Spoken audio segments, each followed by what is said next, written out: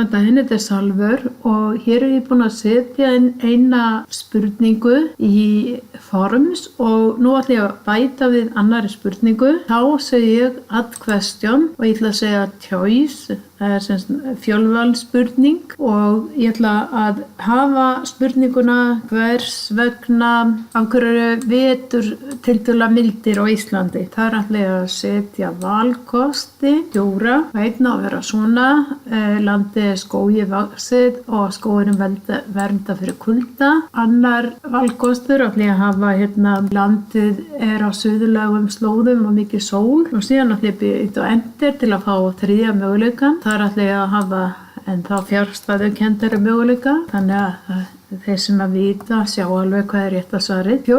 Fjórða svarið ætla ég að hafa rétta svarið. Fjórða og það er Golfstraumurinn og ég þarf að merkja við, þetta er rétt svar. Nú ætla ég til dæmis að segja að fyrsti, þú fær 50 punkta fyrir fyrstu spurninguna, svo færðu fyrir aðra spurninguna, þá færðu 50 punkta líka.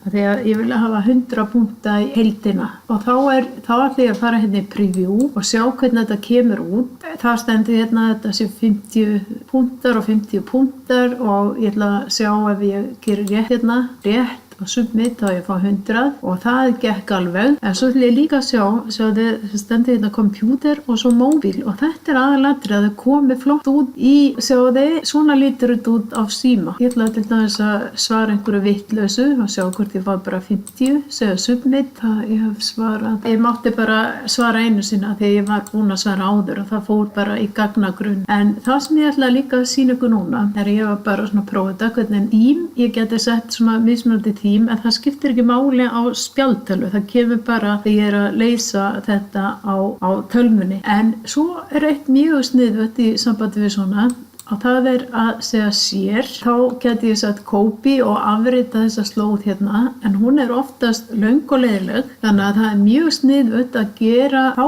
QR-kóða og þá get ég bara smelt á download og þá kemur þetta bara tölvuna hjá mér og ég get límt þetta inn í til dæmis inn á glærur. Þá er þessi QR-kóði get ég límt inn á glæru og látið nemendurna bara bera símann sinn upp að þessu.